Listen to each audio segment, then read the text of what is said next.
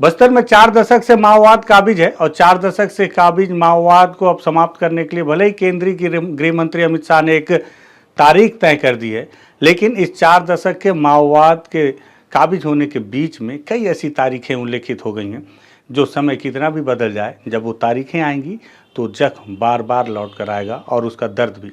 हम आपको होली के ठीक 3 दिन बाद हुई एक बड़ी घटना पर एक विस्तृत जानकारी बता रहे हैं, जिसका पहला पार्ट आपने देखा और उस घटना का नाम है रानी बोदली कांड।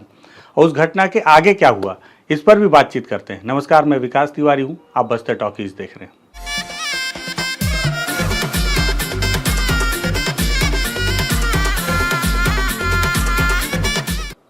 दरअसल कल आपने देखा कि किस तरह से हम उस घटना स्थल पर गए, उस कैंप में गए। उस कैंप में जाने के बाद सबसे पहले उस इलाके का हमने मुआयना किया। मुआयना करने के बाद हमारे जहन में एक बात आई कि क्यों ना किसी ऐसे व्यक्ति से मिला जाए जो व्यक्ति उस घटना स्थल पर सबसे पहले पहुंचा या उस पूरी रात इस घटना को आसपास से उसने महसूस किया। तो एक व्यक्ति मिले, बिच्छम दादा, जिनके छोटे भाई की माओवादियों ने हत्या की। वो एसपीओ थे। पूरी रात उन्होंने गोलियों की तड़तड़ाहट सुनी और साथ ही साथ अपना अनुभव भी अपने सामने, हमारे सामने, आपके सामने बयान दिया। अब इसी दौरान बात में एक बात और निकल कर आई कि इस पूरी घटना के दौरान बिच्छम दादा तो अपने घर पर मौजूद थे, लेकिन ये जो आश्रम था, जो कैंप था, वो एक आश्रम में संचालित किया जा रहा था, आश्रम की बिल्डिंग में लगा हुआ था। दरअसल जब सलवा जुड़ूम शुरू हुआ और बहुत सारे सुरक्षा बल के जवान जब बस्तर में तैनात किए गए, तो तत्कालीन तौर पर उनके लिए वहाँ पर कैंप की स्थापना कर पाना मुमकिन नहीं था और इसलिए बहुत सारे सरकारी भवनों में सुरक्षा बलों के जवान उन सरकारी भवनों में जाकर ठहरने लगे, उसे ही अपना बेस कैंप बनाने लगे। इसी तहत रानी बोदली का जो आश्रम है, इस आश्रम में भी जवान ठहरे थे और उसी भवन में बच्चे भी रहते थे, वहाँ की अधीक्षिका भी रहती थी और 1-2 कमरे में जवान भी रहते थे। साथ ही साथ वहाँ पर और छोटे छोटे कैंप बनाकर उस इलाके को जवानों ने अपने कब्जे में लिया था। जवानों के इशारे में बच्चे रहा करते थे, पढ़ा करते थे। जब ये घटना घटी, पूरी रात जब फायरिंग हुई, लगभग 4 से 5 घंटे तक माओवादियों ने 3 स्टेप कैसे वो आगे आपको समझ में आएगा, 3 बार में माओवादियों ने जब ये पूरा हमला किया तो उस दौरान बच्चे पूरी रात डरे सहमे उस बिल्डिंग के अंदर बैठे रहे और बैठी थी वहाँ पे एक अधीक्षिका का नाम कमला मंडावी है। जब मुझे बात पता चली तो मुझे लगा कमला मंडावी जी से मिलना चाहिए। फिर पता चला कि कमला मंडावी आज भी रानी बोदली के उसी आश्रम में पदस्थ हैं।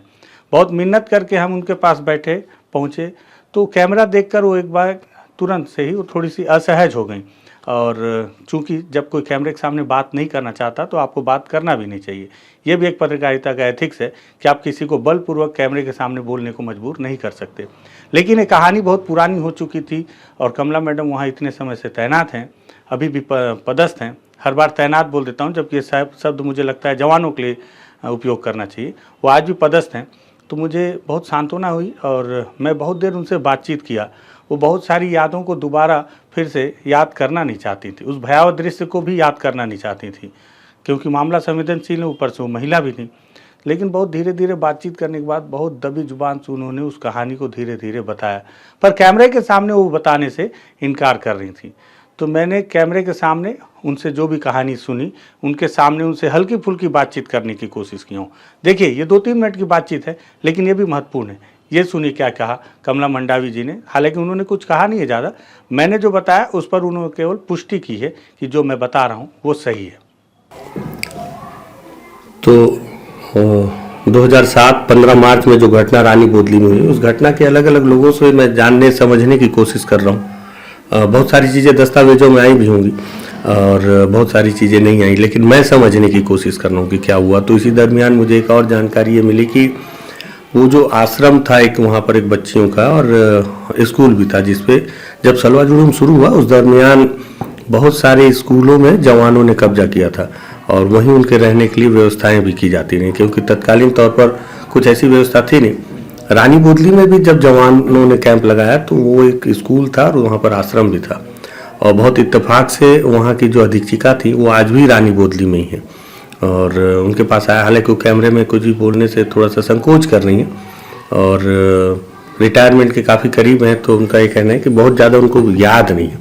लेकिन अभी तक उन्होंने जो बताया कि पूरी रात फायरिंग चली और सुबह उठ के उन्होंने जब निकली तो इतनी डरी हुई थी कि बाहर निकली और निकलने के बाद फिर सीधे अपने क्वार्टर में चली गई। और जब ठाकुर साहब कोई अधिकारी था आए और असिस्टेंट जो यहाँ पे एसी साहब थे वो भी पहुँचे हुए, और उसके बाद फिर अगले दिन सारे बच्चों को ट्रांसफ़र कर दिया गया। तो मैं पूरी रात गोली चलती रही, तो पूरी रात तो बहुत डरे हुए रहे होगे आप लोग। पूरा रात जो है गोली चला तो डर तो लगा होगा हैं? बच्चे लोग भी बहुत डरे होंगे। तो डर हैं?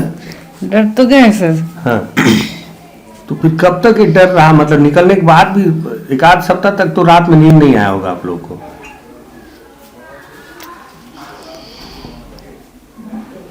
कैसे मैम? एक आध सप्ताह तक तो नींद नहीं आया होगा रात में। चलो नहीं पता, नहीं छोड़ दो। जी अब तो नींद तो नहीं लगेगी ना सर। हाँ, लेकिन वो आज भी याद आता है वो डर? मतलब आज भी जब सोती हैं कभी याद आता है ऐसा कभी घटना? याद तो आएगा ना। अभी भी याद आता है? अभी भी डर लग जाता होगा? रात को कभी ऐसा हुआ है कि जैसे सोई हैं तो नींद खुल गया अचानक से? बहुत साल हो गया। हाँ, अब ऐसा नहीं होता? जी अब ऐसा नहीं होता ना, लेकिन शुरू में होता रहा होगा ऐसा कि रात को नींद खुल गया अचानक। तो सुबह जब निकली तो बाहर कुछ दिखा आपको? कुछ देखी कि लाश वाश पड़ा हुआ है? नहीं सर, मैं आँख बंद करके निकलते गए हम लाइन से बच्चे। अच्छा, फिर अगले दिन सब बच्चे लोग को यहाँ से ही ट्रांसफर कर दिए दूसरे जगह। क्या नाम गांव का? सोमनपल्ली। फिर वहाँ चले गए आप लोग सब बच्चे को लेके? बच्ची लोग भी रोए होंगे रात भर तो डर के मारे? जी ठीक है। खैर, असल में दो चीज़ है कि एक तो महिलाओं से ये विभत्स घटना थी, बहुत ज़्यादा खोद कर पूछना भी ठीक नहीं है, और दूसरा वो बहुत संकोच भी कर रही हैं। लेकिन ये है कि 15 मार्च 2007 में वो उसी प्रांगण में थी, घटना स्थल पे ही थी, क्योंकि उसी भवन में ही जवान भी रुके हुए थे। और आसपास के जो स्कूल की बिल्डिंगें हैं जो मैंने आपको पुराने वीडियो में दिखाया इसके पहले शुरुआती दौर में, उसमें भी जवान थे। तो गोली उनको अटैक करने के लिए जो माओवादियों ने घेराबंदी की थी। और बट सुखद ये रहा इस पूरी घटना में कि कोई भी बच्ची या मैडम किसी तरह से कोई नुकसान माओवादियों ने नहीं पहुंचाया, लेकिन इसमें 55 जवानों की हत्या माओवादियों ने की थी। आगे और भी लोगों से हम और भी बातचीत करने की कोशिश करेंगे और समझेंगे कि आखिर उस दिन हुआ क्या था और कैसी घटना हुई थी। तो सुना आपने कि किस तरह से कमला मंडावी जी ने केवल इस बात को स्वीकार किया है। हाँ, वो चाहती भी नहीं कि कैमरे के सामने, सरकारी कर्मचारी भी हैं और कैमरे को लेकर अंदरूनी इलाकों में आज भी एक थोड़ी सी असहज हो जाने वाली स्थिति ग्रामीणों में और कर्मचारियों में होती है। उन्हें लगता है कि ऐसा ना हो कि सरकार उनके खिलाफ कोई कार्रवाई कर दे कि उन्होंने मीडिया के सामने क्यों बातचीत की। प्रोटोकॉल का भी एक मुद्दा होता है उनके सामने में। उनको लगता है कि ऐसा तो नहीं है कि हमें बोलना नहीं चाहिए था, हम बोल दिए। लेकिन मुझे केवल वो कहानी जाननी थी, तो जो मैंने कमला मैडम से सुनी, इनसे जब कहानी मैं सुना तो इसी दौरान मेरे जहन में एक बात और कौंधती रही कि क्यों ना कुछ ऐसे जवानों को ढूंढा जाए जो उस समय एसपीओ रहे। और एसपीओ रहने के दौरान, क्योंकि मैं ये भी सुना था कि सारे जवान शहीद नहीं हुए थे, 55 जवान शहीद जरूर हुए थे, कुछ जवान, जो पहले बिचम दादा ने बताया भी कि कुछ जवान घायल भी थे। तो फिर मैं सोचा क्या कोई घायल जवान भी होगा अभी जो आसपास मिल जाए। इत्तेफाकन आसपास के लोगों ने मेरी जो मदद की, हमारे एक भाई हैं परसेगढ़ के जो लगातार सभी लोगों से मिलवा रहे थे, मैंने उनसे पूछा नहीं इसलिए उनका नाम नहीं लूँगा यहाँ पर, तो उन्होंने ही बताया कि भैया 2 जवान हैं उनके परिचय के जो भी कुटरू में पदस्थ हैं, वो एसपीओ में ही थे। और एसपीओ के जवानों को अभी एक कोई नया पद सृजन किया गया है और उसके नाम से पहचाना जाता है। चलिए उनसे मिलते हैं। जब मैं उन दोनों जवानों से मिला कुटरू में, तो उन जवानों ने जो पूरी कहानी सुनाई, क्योंकि वो दोनों जवान इस पूरी घटना में घायल हुए थे और दोनों जवानों को गोली लगी थी, किस तरह से उन्होंने अपनी जान बचाई और किस तरह से पूरी घटना के वो प्रत्यक्षदर्शी बने। जब गोलियां चल रही थी तब वो उस स्थल पर थे, किस तरह से वो वहाँ से अपने आप को बचाया और वापस सुबह आए तो उन्होंने क्या मंजर देखा, वो उनके थोड़ी सी लंबी कहानी है, क्योंकि मैं चाहता था कि वो इत्मीनान से कोई शब्द भूल ना जाए, कोई मंजर भूल ना जाए, कोई वाक़या भूल ना जाए। इसलिए मैंने उनको भरपूर समय दिया कि आप बहुत इत्मीनान से सारी चीज़ों को धीरे धीरे बताएं। अगर आपको इसमें इंटरेस्ट हो तो आप पहले उन जवानों की बात सुनिए, वो जिसके एक के गर्दन के नीचे गोली लगी, एक के कमर में और एक के कोहनी में, दोनों जवानों। क्या कहा उन दोनों जवानों ने, ये देखिए। 15 मार्च 2007 की जो घटना रानी बोदली की, ताड़मेटला के बाद अगर कोई घटना है तो रानी बोदली है, जिसमें सबसे ज़्यादा जवानों की हत्या माओवादियों ने की थी। ताड़मेटला में 76 थे, लेकिन रानी बोदली में 55 जवानों की हत्या की थी। इस कहानी को हम लगातार परत दर परत निकालने की कोशिश कर रहे हैं। तो अब उसमें एक बहुत अहम कड़ी दो हमें जो मिली हैं। दो दादा हैं जो कि उस समय एसपीओ थे, स्पेशल पुलिस ऑफिसर, और दोनों ही रानी बोदली में थे, उसी कैंप में थे जहाँ पे माओवादियों ने अटैक किया, और उसमें ये दोनों बहुत मुश्किल से बचे। आपको एक खास बात बताऊं कि उस समय एक सिस्टम था कि 5 एसपीओ जवानों के बीच में एक 303 राइफल और 5-10 राउंड कारतूस हुआ करता था सलवा जुड़ूम के शुरुआती समय में, और एक ही राइफल को 1, 2, 3, 2-2 घंटे की ड्यूटी के अंतराल पर एक दूसरे को हैंडओवर करना होता था। तो वहाँ जितने भी जो 39 जो एसपीओ के जवान जो शहीद हुए, उन 5 जवानों के बीच में एक राइफल थी। तो 2 जवान हैं जो दादा लोग हैं, तो ये कुटरू में ही मुझे मिले, तो मुझे लगा इनसे पूछना चाहिए। सबसे दादा आपका क्या नाम है पूरा? पुट्टी तोड़सम। पुट्टी दादा। दादा ये बताओ, पहले आपसे बात करूँगा फिर दादा से बात करूँगा कि ये जो रानी बोदली का घटना हुआ, तो उस दिन आप वहाँ थे, तो क्या हुआ, कितने बजे से गोली चलना शुरू हुआ, कैसे थोड़ा सा? वो 1 बजे हुआ सर। 1 बजे होने के बाद उसके बाद लगातार ये अबुझमाड़िया वाले फोर्स आया, लगातार घुसने शुरू किया। उसके बाद रात में 1 बजे? रात में 1 बजे। अबुझमाड़िया मतलब कैसे? अबुझमाड़िया फोर्स मतलब नक्सली लोग? नक्सली लोग, अबुझमाड़िया वाला फोर्स नक्सली लोग। हाँ। उन लोग आए, लगातार आए, अचानक वहाँ गोली चलाया, तीनों को लगा। उसके बाद क्या हो रहा है बोल के मैं देख रहा था, वो तो मेरे को सिर में देख के मारे, उसके बाद दूसरा आदमी को मारा, उसके बाद पेट्रोल बम नहीं, वो जो सिर में मारे आप बता रहे थे ना कि यहाँ पे लगा निशान, ये थोड़ा ये निशान है, ये गोली का निशान है? ये गोली का निशान है। हाँ हाँ, हाँ, ये एकदम छूते हुए निकली गोली? हाँ, छूते हुए निकले। हाँ।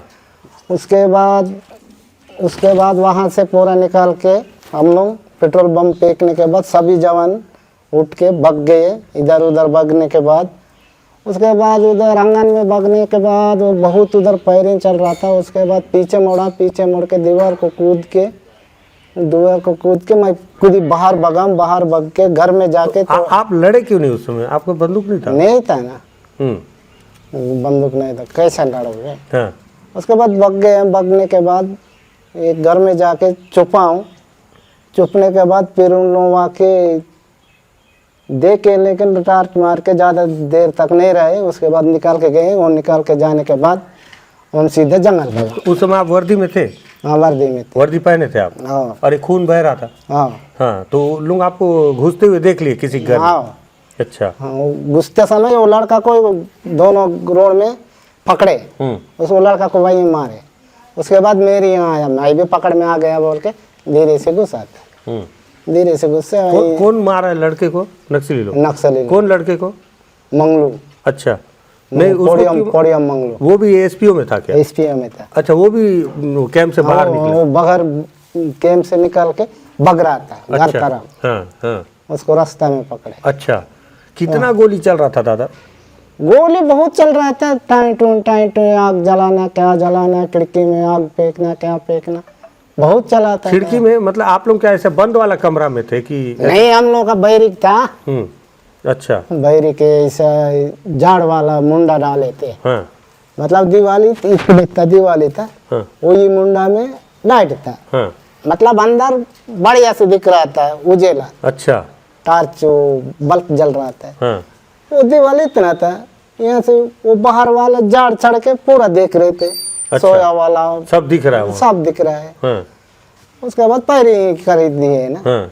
उसके बाद मैं जंगल भागने के बाद उजेला होता था, कोई एक तो लकड़ी था ना, वहाँ चुप के फिर सुबह। वर्दी को आप वही घर में छोड़ के गए? हाँ, घर में छोड़ के गया। हाँ। उसके बाद वो लकड़ी में गया, लकड़ी में जाके छुपा। उसके बाद उजेला होते तक फिर सुबह आया। सुबह आने के बाद सब मरे गए। एक सिरदर मेजर था, उसको उठा के उसका राइफल को 47 को कबूतर में रखा। वही पुजारी था। कबूतर में मतलब? चबूतरा। अच्छा, चबूतरा में रखे। हाँ। उसके बाद पुजारी जिंदा है बोल के जा रहा हूँ, उसको मार के बैठाए, उसको जाके छू रहा हूँ, वो पूरा गिर गया। अच्छा, वो बैठा था जैसे जिंदा टाइप से। हाँ, वो फिर मरा वाला को ऐसी बैठा के रखे, हम्म। मरा वाला को ऐसा बैठा के रखे। पुजारी मतलब मंदिर पुजारी की, वो भी सिपाही था? सिपाही था। अच्छा, सिपाही था। सिपाही था। उसके बाद पोर्स पहुंचा, पोर्स पहुंचने के बाद और फिर सब इमुलेशन पहुंच के जो हेलीकॉप्टर से ज़्यादा लगा वालों के हेलीकॉप्टर से उठा के ले गए, जो कम लगा वालों को एम्बुलेंस से भर के। आपको भी लाए होंगे एम्बुलेंस में? हाँ, हम भी आए, क्योंकि आपको भी यहाँ लगा था। हाँ। हाँ। उतरी, उसके बाद कुछ नहीं। कितना मतलब कितना हथियार लूटे रहेंगे उस समय से? कितना टन रहा होगा लगभग?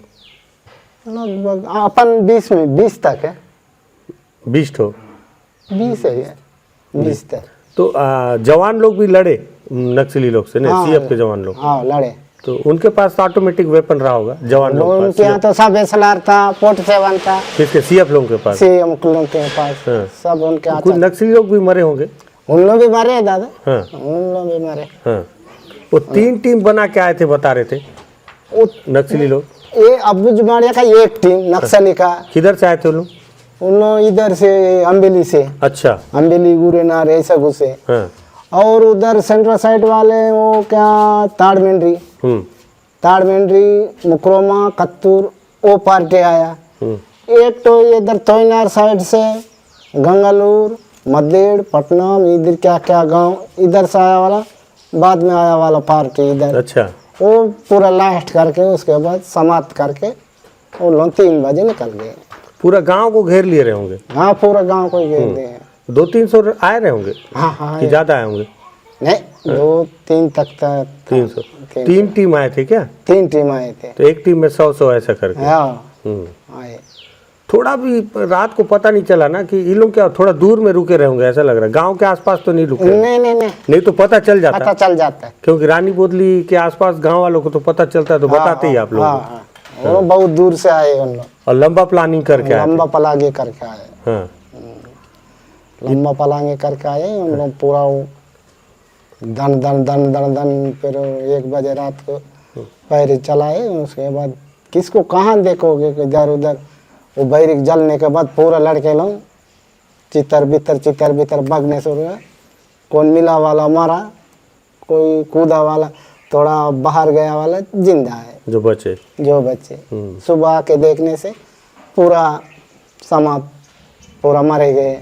लकड़ी जैसे हो गए? तो पूरा लकड़ी टाइप का हो गए। वो पेट्रोल बम डाल रहे थे ना? हाँ, पेट्रोल बम कैसे फेंक रहे थे? कैसे फूट रहा था? वही रास्ते से फेंके। मेरे जो रास्ता में लगा ये गोली गले में, वही रास्ता में फेंके। उसके बाद सीएफ वालों का काट एक साइड था, लड़के लोगों का एक साइड। चटाई में सोते थे जमीन। एसपी वाले जमीन में, सीएफ वाले कटिया में।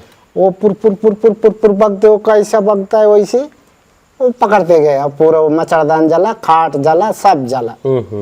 उसके बाद लड़के लोग सब भाग गए इधर उधर। अब भागे तो गोली मार रहे हैं? भागना है तो गोली मार दे, क्योंकि इतना दीवार है, जो अंदर है बचता तो गोली नहीं लगता। तो पेट्रोल पंप से वो बाहर भागे है कि नहीं? तो फिर गोली चलाने लगे। ऐसा हुआ दादा। 3 टीम आए? उतनी है। नमस्ते। आज भी याद आता है वो घटना? याद आता है, क्या करेंगे भाई। तो मतलब याद आने से रात को ऐसा होता है कभी कि रात को याद आया और नींद खुल गया अचानक, ऐसा? तो होता है। अच्छा, स्कूल बच्चे लोग भी वहीं थे ने, अंदर में? हाँ, बच्चे भी अंदर ही थे। बच्चों को कुछ नहीं हुआ। वो लोग बाहर नहीं निकले? उन लोग बाहर नहीं निकलने से उनको भी लगता गोली? निकलने से क्यों नहीं लगता? तो नक्सलियों को पता तो रहा होगा अंदर स्कूल बच्चे लोग? वो पहले ही पलंग करके उन लोग मारे भाई। वो पहले ही पलंग करके मारे उन लोग। नहीं तो बच्चों को वो बैरी को थोड़ा सा चूके भी नहीं देखे थे। अच्छा, जिसमें बच्चे लोग थे उसको नहीं छुए? नहीं छुए। अच्छा, उसको कुछ चीज थोड़ा अंगर टाइप का नहीं है। आप रानी बोदली के ही हो? हाँ, मैं रानी। तो आपके और कोई घर वाले भी थे क्या एसपीओ में? घर वाले आपके परिवार से और कोई नहीं था एसपीओ? नहीं, एक ही थे। एक ही थे। अभी आप किस पद में हो दादा? डीएफ। अच्छा, डीएफ में रेगुलर नौकरी है? पहले तो स्पेशल पुलिस? नहीं, रेगुलर नौकरी है, डीएफ तो है। ठीक है दादा। अब दादा से बात कर लेता हूँ ना। तो आपको बहुत शुभकामनाएं, आप बचे। माइक थोड़ा सा चेंज कर लेता हूँ, दादा के पास लगाता हूँ। दादा आपका क्या नाम हुआ जी, आपका क्या नाम है? मेरा नारायण बलादेश। नारायण। तो दादा आपके हाथ में गोली लगा ना, जैसे दादा के यहाँ पे गर्दन में लगा? जी, हाथ में लगा और पेट में लगा। अच्छा, तो वो आप कैसे, दोनों लोग साथ ही में सोए थे क्या? मतलब एक ही पेड़, एक लंबा पेड़, एक हाँ। तो वहीं से अच्छा। नीचे सोते थे, चटाई वगैरह बिछा के। हाँ। तो अचानक फिर फायरिंग शुरू हुआ। हाँ। तो हमारे हथियार है कुछ नहीं, खाली। अब जो ड्यूटी में चढ़ता है उसी के लिए हथियार थे। हाँ, वो 2-2 घंटा ड्यूटी आप बता रहे थे। हाँ। 2 घंटा करते थे, फिर उसका ड्यूटी खत्म होने फिर दूसरा को, उसको पीछे जो चढ़ता है उसको दे देते। अब बाकी सब खाली। उसी समय फायरिंग शुरू हो गया। फायरिंग शुरू हुआ तो उसके बाद हम लोग फिर पहले बता दिए थे सीएम वाले, कुछ भी होगा तुम लोग जैसा लेटे लेटे रहो। तो फिर हम लोग लेटे ही थे। अब बढ़िया लेटे थे, अच्छा ही था, नहीं लगा था किसी को। लेकिन वही पेट्रोल बम बोलते हैं ना सर, उसको बैरिक के अंदर फेंक दिए। हाँ। वो पूरा आग लगा। आग लगने के बाद कहाँ जान को देंगे। ठीक बात। उसके बाद सब चितर बितर बाहर निकल के भागने लगे। तो जिधर भाग रहे उधर ही गोली मार रहे, निशाना लगा निशाना लगा। और फिर वो पूरा बाउंड्री था स्कूल का, वो बाउंड्री कार्ड में वो लोग खड़े थे। हम फिर पूरा खुला मैदान में हो गया हम लोग। छुपने के लिए जगह ही नहीं बचा। जगह कहाँ का था। आप कैसे निकले? आप भी दादा के पीछे पीछे निकले क्या? हाँ, मैं भी इसका पीछे पीछे निकला। हाँ, तो गोली कैसे लग गया आपको? मैं वो बाउंड्री को छलांग मार रहा था। वो पीछे जो अंदर था ना, वो लोग नक्सली लोग, अब ये फार हो जाएगा बोल के जहाँ बाउंड्री के ऊपर पैर रखा तब बस फायर दिए। अच्छा, तब लगा मेरे को। फर्स्ट फायर मतलब उनके पास भी ऑटोमेटिक हथियार रहा जी, तभी तो फर्स्ट फायर करेंगे। हाँ, तभी लगा 2 जगह। कहाँ लगा गोली? ये हाथ में लगा और पेट में लगा। अच्छा। उसके बाद मैं अंदर नहीं घुसा हूँ। हाँ, कहाँ लगा दादा? एक बार थोड़ा दिखाओ तो, हाथ में गोली और पेट में। ये हाथ में लगा था। हाँ, अब पेट में ये छू के गया है। हाँ। हाँ। तो उसके बाद मैं बाहर गिर गया, तो मेरे पता नहीं चला कि मेरा गोली लग गई बोल। अच्छा। वहाँ से मतलब 50 कदम की दूरी केला पेड़ था वही अंदर। हाँ, तो फिर धीरे से गया, केला पेड़ में नीचे घुस गया। घुस के चुपचाप था। थोड़ी देर के बाद 2 सेकंड कुछ था, तब हिला के देख रहा, हाथ टूट गया। अब इसको गोली लगा। तब पता चला आपको? तब पता चला मेरे को। अब उसके बाद पूरा खून बहने लगा, अब पेट से अलग, अब पूरा शरीर तमाम हो गया। अब छोटा वाला चीटी मन वो चाबने लगे। अब डर के वजह से कहाँ निकलूंगा। हाँ, चीटी काटने से कहाँ जेल नहीं पड़ेगा? हाँ, जेल नहीं पड़ेगा। अब बाहर निकलूँ फिर मार देंगे। हाँ, तब तो मरना है। मरना ही। उससे अच्छा हाँ चीटी कटवा लो। सिर्फ वहीं था, मतलब सवेरे तक वहीं था। तो सवेरे होने के बाद फिर बाकी लोग आए थे गांव वाले, मतलब हमारा फोर्स तो खत्म ही। वहाँ से गिने चुने लोग बचे थे, सब घायल लोग थे, वो लोग भी बचे थे। तो गांव वाला आए, फिर इधर स्कूटर से फोर्स आया, परसेगढ़ से फोर्स आया। उसके बाद किसी को नहीं, उसके बाद सब लोग को ढूंढ ढांड के ला के देखे तो सब वहाँ पूरा ढेर पड़े हुए हैं, सब लाश ही लाश, कोई आदमी जिंदा नहीं था। तो आप खुद निकल के बाहर आए किला झाड़ से कि आपको कोई ढूंढा? अब ढूंढ के लाए मेरे को। तो आप बेहोश थे कि होश में थे? बेहोश में था। अच्छा, आप बेहोश हो गए थे? हाँ, दिमाग था लेकिन अब उठने से डर महसूस हो गया था, पूरा शरीर में फैल गया था। अब फिर बाहर निकलूंगा, हमारा फोर्स भी साला नक्सलेट टाइप का दिख रहे थे ना। अब ये लोग उन्हीं लोग है कि या हमारा फोर्स कंफर्म ही नहीं थे कि जो है कौन है वो। कौन है? हाँ, ऐसा टाइप का होकर फिर मैं वहीं था। उसके बाद गांव वाला आके पूरा खोज काज के निकाले, तब गांव वालों को पहचान के मैं बाहर निकला। अच्छा। हाँ, तब जाके देखा तो सब मेरा साथी लोग सब खत्म, CF के थे, हमारा SPO जवान थे, वो लोग भी खत्म। अब घायल हुए वाले एक दूसरे, कोई हम जानते नहीं कौन बचा कौन जिंदा है। ठीक बात। ऐसा। उसके बाद वो ठंड का मौसम थोड़ा सा सवेरे, वहाँ गांव वाले एक लकड़ी जमा करके आग जला दिए, वहीं विराम को रखे। उसके बाद इधर से गाड़ी मन बुलाए, एम्बुलेंस मन। उसके बाद एम्बुलेंस में भर के लाए। फिर यहाँ लाने के बाद कुटरू? हाँ, कुटरू लाए। कुटरू लाने के बाद ना फिर ज़्यादा बेहोश वालों को हेलीकॉप्टर से ले गए, बाकी छोटा छोटा घायलों वालों को आधा यही ले चला, तो आपको कहाँ ले गए? रायपुर ले गए कि? जगदलपुर। अच्छा, हाँ, तो आपको भी तो हाथ टूटा था और? हम हेलीकॉप्टर से ले गए थे मेरे को। अच्छा, हेलीकॉप्टर से ले गए। वही महारानी हॉस्पिटल। इतना जीवन में कभी इतना लाश देखे रहे आप एक साथ? मतलब कभी सोचे थे इतना बड़ा हमला कर देंगे नक्सली? नहीं सोचे, हाँ। नहीं सोचे। अब वैसा होगा बोल के हमको पता ही नहीं था कि ऐसा होगा बोल रहा हूँ ना। हाँ। अभी मेरे साथ वाले हमारा साथ लाश को देख के छोड़ दिए, बोल रहे हैं। नौकरी छोड़ दी? अच्छा। जो घायल थे ना, हाँ। वो लोग भी लाश को देख के छोड़ दे सर। हॉस्पिटल में ठीक हुए, उसके बाद आने के बाद फिर ज्वाइनिंग नहीं किए, हम लोग नहीं करेंगे बोल दिए। तो आप लोग फिर कैसे किए? आप लोगों को डर नहीं लगा? अब डर तो लगेगा सर, क्या करें। हाँ। हम लोग छोड़ने वाला था, लेकिन हम हमारा पीछे ये पूरा पेश ही चल रहा था। अच्छा, ठीक है। अब फिर साहब लोग भी नहीं छोड़ते थे हमको, हाँ हाँ। बार बार बुलाना है, लोग अब नहीं छोड़ोगे। अब एक सप्ताह घर में रहते थे, फिर आते थे बुलाने, क्यों छोड़ रहे हो। अच्छा, हमेशा ऐसा नहीं होता है, एक बार हो गया बोल के फिर। लेकिन मन नहीं था आप लोगों का भी? नहीं था, छोड़ने का ही मन था। हाँ।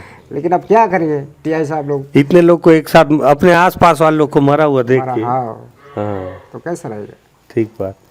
तो फिर चलो, फिर बाद हिम्मत करके फिर हम लोग छोड़ने का प्रयास नहीं किए। अच्छा दादा, ये बताओ मेरे को कि जैसे आप लोग एसपीओ बने, हाँ तो नक्सलियों के खिलाफ लड़ने का लड़ाई था, है कि नहीं? जी। तो इतना हिम्मत कहाँ से आया कि हाँ यार चलो लड़ेंगे, एसपीओ बनेंगे बोल के? अब सर उस समय जोश चढ़ा, हाँ। ये नक्सलाइट को बाहर करना है, लेकिन हमारा परिवार से कोई भी थोड़ा सा बात करते हैं, उसको रात के आके काट देते हैं। हमारा बीवी बच्चों को, कोई बच्चा पढ़ने नहीं देते, अब इनको हमारा तरफ बेच देते हैं भगाने के लिए। भगाने के लिए। हाँ, हाँ। भगाने के लिए कैसे भी करके अपन एक झुंड हो जाते हैं, झुंड भगा देंगे, ये सोच के फिर हम लोग हिम्मत करके ना इसका काम करेंगे तो जेल जाना, ये जाना, पैसा कहाँ से मिलेगा। सर वो लोग कुछ करते हैं, अब गांव वाले फंस जाते थे, गांव वाले फंस जाते हैं, जेल जाते थे गांव वाले। वो लोग जेल नहीं जाते? वो लोग कहाँ मिलेंगे बोल के, जाएंगे कहाँ तो। किसी को मार दिए, किसी तो कैसे नहीं देखे बोल, पोर्स आके फिर परेशान गांव वाले कोई करेगा। वो क्या नाम दादा का? मधुकर दादा। हाँ। वही शुरू किए थे सलवा जुड़म? जी जी, मधुकर। तो जब वो शुरू किए तो आप लोग उनके साथ शुरू से जुड़े थे? शुरू से अच्छा, शुरू से जुड़े थे हम। तब लेकिन तब नहीं मालूम था आप लोगों को कि बंदूक मिलेगा, एसपीओ बन जाएंगे बोल के ना? नहीं मालूम, नहीं मालूम, नहीं। खाली मधुकर दादा के साथ जुड़े थे? अच्छा। क्या हमको ये पता चल रहा था कि इनको दूर करेगा, नक्सलाइट को दूर करेंगे, हाँ। हमारा परिवार सुख शांति रहेगा, शांति। ऐसा सोच के फिर बड़े लोग जुड़े हैं कि मधुकर राजपूत, बड़े बड़े लोग जुड़े थे। हाँ। इधर भी विक्रम भंडारी सर, हाँ, वो भी तो जुड़ा। वो भी जुड़े। हाँ, हाँ, चिन्ना गोटा, हाँ, चिन्ना गोटा उनको तो हत्या कर दिए ना? उनको हत्या कर दिया। जो भी, लेकिन सलवा जुड़म से जुड़ा उसको नक्सली ढूंढ ढूंढ के मारे, लेकिन हाँ मारे। अलग अलग जो भी उस आंदोलन से जुड़ा। हाँ, हमारा भैया को भी मारे। आपके भैया? क्या नाम था उनका? गणपतराव तोड़साम। अच्छा, तो उनको कहाँ पे मारे? घर में ही मारे, घर में। वो भी सलवा जुड़म से थे? हाँ। अच्छा। वो उस समय 3 लोगों को मारे, तीन लोगों को। एक इनका किशोर, बाप बेटा, एक बाप गणपतराव तोड़साम, भूदराम तोड़साम, बाप बेटा के एक साथ मारे। तो फिर तो आप लोगों का मजबूरी भी रह गया होगा कि पुलिस में रह नहीं पड़ेगा, कम से कम हथियार सुरक्षा के साथ रहेंगे, नहीं तो फिर कभी भी खेती बाड़ी करोगे तो भी आप लोगों को भी मारते, क्योंकि आप लोग एक बार तो सलवा जुड़म से जुड़ ही गए, है कि नहीं? फिर मजबूरी हो गया कि अब वापस जा भी नहीं सकते। मजबूरी हो गया, इसीलिए बोल रहा हूँ मैं सर। कि वर्दी तो छोड़ना नहीं है। हाँ। ठीक है। बच्चे लोग क्या कर रहे हैं? लोग पढ़ाई वढ़ाई कर रहे हैं आपके बच्चे लोग? पढ़ाई क्या हुई, कोई 12वीं, कोई 11वीं। आपके दादा? मेरे भी बच्चे पूरा हो गए सर। पढ़ रहे हैं जी। नौकरी वोकरी? नौकरी तो नहीं है सर। आपके यहाँ बच्चे लोग? नहीं है अभी? अच्छा, सब पढ़ के बैठे हैं सर। ठीक। अभी नौकरी बोलने से कहाँ मिलेगा सर? अब पैसा वालों के लिए नौकरी है सर। नहीं तो आप लोग आदिवासी में हो क्या? आदिवासी है सर, लेकिन अब थोड़ा सा आगे वालों को पैसे फेंकते हैं, उनका लग जाता है, हमारे यहाँ पैसा नहीं है, पढ़े रहो, पढ़ने से भी कोई मतलब का नहीं। दादा अभी वो घटना याद आता है तो मन कैसा लगता है आपको? जब याद आता है सर, याद आने से एकदम जान घबराहट टाइप का लगता है। अभी भी? अभी भी। अब उतना लाश क्या बोलोगे? मतलब सपना में कभी कभार सो के देखते हैं तो वो घटना के बाद रानी बोदली का कुछ तस्वीर बदला, मतलब पहले कैसा था रानी बोदली, अब कैसा है? अब थोड़ा सा बदला है सर। क्या क्या बदला? जैसे अभी जो है ना और कैंप कैंप है ना वहाँ बन गया, तो लोग भी थोड़ा सा पढ़ाई लिखाई में ध्यान दे रहे हैं। बच्चे बच्चे भी थोड़ा सा बाहर जाके भी पढ़ सक रहे हैं। बाहर जाके पढ़े तो भी। पूरा पहले कैंप नहीं था, थोड़ा तो दबाव ठीक ही है। दबाव चलता था ना सर उनका। आपके गांव रानी बोदली की एक खास बात मैं सुना, किसको कोई घर में कोई चपरासी मिला, कोई आंगनबाड़ी कर रहे हैं, कोई कुछ छोटे मोटे कर रहे हैं, कोई सचिव कर रहे हैं। नहीं, जैसे बहुत सारे गांव से लोग संगठन गए, रानी बोदली से कोई संगठन नक्सली संगठन नहीं गया ना? नहीं। सब सलवा जो एसपी तरफ आया जी कोई नहीं गया सर। ये खास बात में देखा कि रानी बोदली का कोई भी आदमी एक भी नहीं गया ना? नहीं गया, सब इधर ही आए। सब इधर आए। हम थे ना। हाँ, सब आप लोग सबको एक साथ तैयार करते। सब इधर आए। ठीक है, बहुत धन्यवाद दादा। तो ये जो है, दादा का माइक निकाल लेता हूँ नहीं तो सुना आपने, दोनों जवानों ने अपनी आप बीती किस तरह से बताई। हालांकि ये जवान आपको लगेंगे कि बहुत ही नॉर्मल तरीके से इन्होंने बात बताई, लेकिन कैमरे को देखकर ये भी थोड़े से असहज हो रहे थे। लेकिन इन्होंने बताया कि पूरी घटना कैसे शुरू हुई और कैसे इस घटना का अंत हुआ, क्या सारी चीज़ें हुई।